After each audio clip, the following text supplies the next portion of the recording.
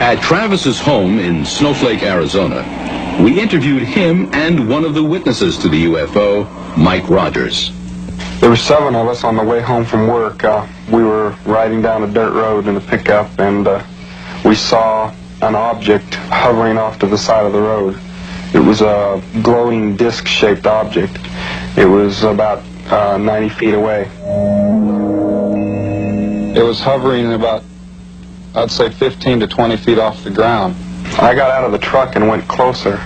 I wanted to get a closer look at it. I realized for the first time what he was doing, and I realized that it was dangerous. I expected it to, fly away when I got closer, but instead, when I got up there, it started to move and to make a loud sound, which scared me. I yelled at him, and I told him, get the hell away from there. I raised up and turned to go, and then all of a sudden, the object apparently blasted him with some sort of a ray or bolt of light or something. I felt a numbing shock and lost consciousness, and that was the last I knew until I woke up aboard the craft. When I saw this bright, blinding light, I turned back just in time to see Travis flying back through the air. He hit the ground about 10 feet or so from where he had been standing. At that point, with the blast that the saucer had given him, it was such an incredible thing. It was just unbelievable. I was in an instant panic. The guys behind me, somebody says, "Get the hell out of here." So I hit the gas, and we took off down the road. Mike Rogers and the other 5 witnesses returned only to find Travis missing. After they told their astounding story to the police, they came under suspicion of murder. An intense search for Travis Walton proceeded for 3 days, using a large posse, dogs, and helicopters. They were unable to find him or any signs of where he was. Finally, it was suggested that the 6 witnesses take a polygraph test to establish the truth or fallacy of their story.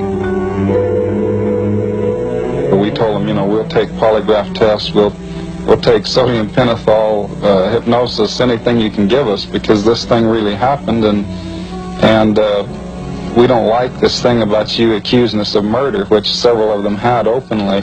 Arrangements were made for Cy Gilson, a highly qualified polygraph examiner who was a member of the Arizona State Polygraph Association, to conduct the polygraphs on the 6 witnesses to Travis Walton's UFO encounter. The utmost care in administering these lie detector tests was exercised because the men were under suspicion of murder. Once the tests got underway, he started changing his mind very quickly. After he'd tested about 3 of the 6, he seemed to be acting differently. By the time he had tested all of us, he seemed to be a believer. I talked to him after the tests, and he indicated to me that apparently he was wrong. Unofficially, he said that he believed that we had told the truth because 5 of us passed the test. He wrote in his report that we had told the truth, that apparently there had been a UFO.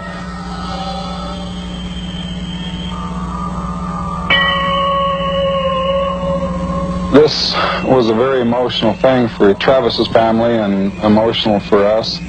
Travis was my best friend, and our whole lives have been disrupted by this. We wondered if we would ever see him again. When I regained consciousness, I was laying on my back. I came to slowly. I was in a lot of pain in my head and chest area. At first I thought I was in a hospital, but when I could finally see, I saw these beings standing over me, and I just became hysterical. They were about 5 feet tall. They had no hair, no eyelashes, eyebrows, and very large heads, very large eyes. The rest of their features, nose, mouth, and ears were small, and they were very white looking. I knocked them away from me, and jumped off of the table there, and they started to come toward me. I grabbed an object off of the bench there and threatened them.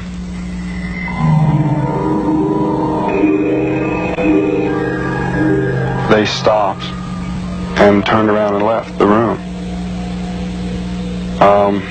I was afraid they'd come back, so I left there looking for a way out. I went into another room where there was a chair. There was some kind of a projection or some kind of a viewing thing in this room where you could see a map of the stars. A man came in while I was trying to find a way out there, and this was a human-looking person.